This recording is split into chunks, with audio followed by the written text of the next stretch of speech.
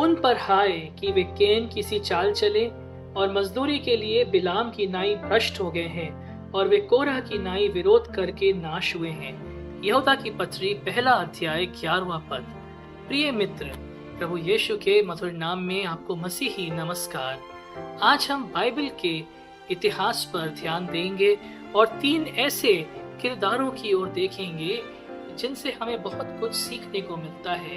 ये किरदार उन बातों को प्रमाणित करते हैं कि कैसे परमेश्वर जब हमें चुनाव देता है, किस तरह से हम उस चुनाव का गलत फायदा उठाते हैं, और जब हम परमेश्वर से अलगाव कर लेते हैं तो हम किस तरह से अपने पाप और पतन में चले जाते हैं।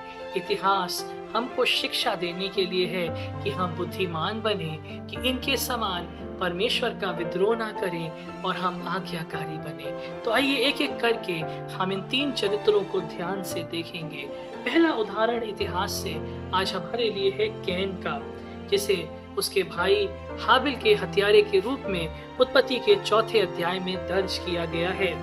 इब्रानी परंपराओं के अनुसार कैन को 2 बातों के लिए जाना जाता है।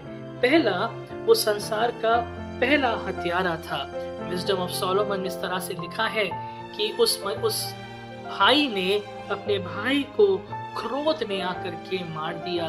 क्रोध उस पर इतना भारी हो गया कि उसने अपने भाई की हत्या कर दी। बाइबल कहती है, क्रोध तो करो लेकिन पाप ना करो, सूर्य ढलने से पहले तुम्हारा क्रोध जाता रहे।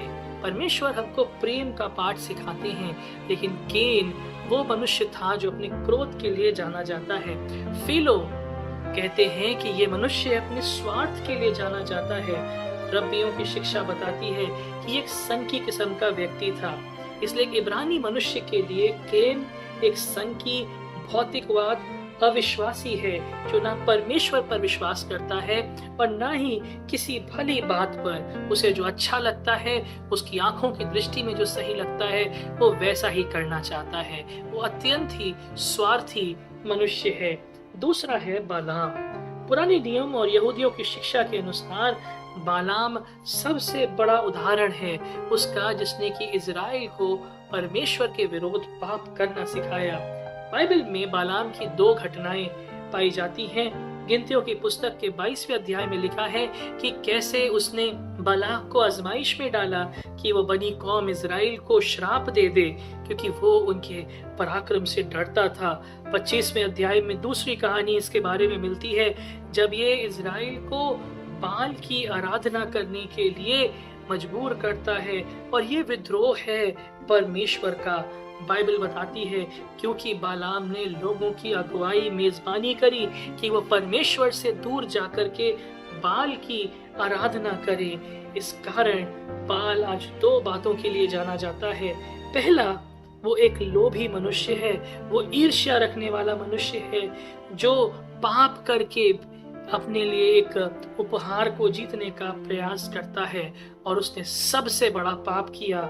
और सबसे बड़ा पाप क्या है? दूसरे को अपने पाप का भागीदार बनाना। एक बड़ी पुरानी कहानी मुझे याद आती है। किसी ने कहा कि कुएं में क्यों ना आज हम दूध से भर दें, यहाँ कभी कमी ना हो। तब एक बड़े समझदार व्यक्ति ने बोला कि मैं 1 बाल्टी उस पे पानी डाल दूंगा, सब लोग तो दूध लेकर आएंगे उस कुएं में डालने के लिए। यदि मैंने 1 बाल्टी पानी डाली तो किसी को पता नहीं चलेगा। उसकी ये बात जंगल की आग की तरह फैल गई।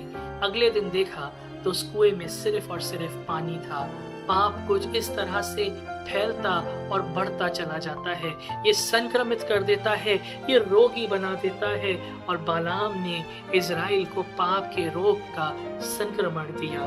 तीसरा उदाहरण है कोरा का, जिनका वर्णन गिनतियों की पुस्तक के 16वें अध्याय में पाया जाता है। कोरा वो मनुष्य था जिसने कि मूसा की नेतृत्व का विरोध किया, जो परमेश्वर द्वारा ठहराए गए अधिकार का विरोध करते हैं। प्रिय मित्र, आज हम और आप एक दूसरे को इतिहास की इन शिक्षाओं से अपने आप को जांचें। कहीं हम इनकी तरह तो नहीं बन रहे हैं, क्योंकि मैं और आप स्वर्ग के राज्य के वारिस हैं और स्वर्ग के लिए हम बनाए गए हैं। परमेश्वर इन वचनों के द्वारा आपको आशीषित करे। आइए हम प्रार्थना करें।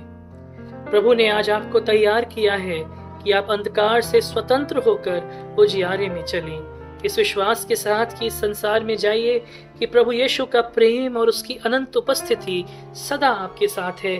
प्रभु के गवाह ठहरिए और जिनसे आप भेंट करें उन्हें शांति का अभिवादन दें।